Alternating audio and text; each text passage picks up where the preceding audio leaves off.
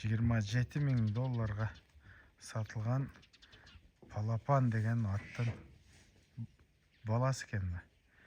Тапанша палуан чабып жүрген. Өзбекстанға сатылып кетті. Орта Азия, Жалалабад. Бүгін бұл жерден тектүү линиялар тартылып атат. Ушул кулун энеси менен. Бул базарский тайлар экен. Мына базар коргон Чубак палбандын атынын баласы экен.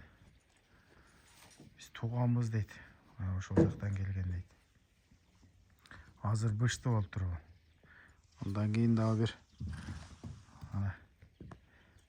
каралаш кулунда. Ушул чыгып атат. Мындан кийин дагы бир аты бар экен. Азыр аны минип кетти, ошол жактан тартып көрсөтөбүз.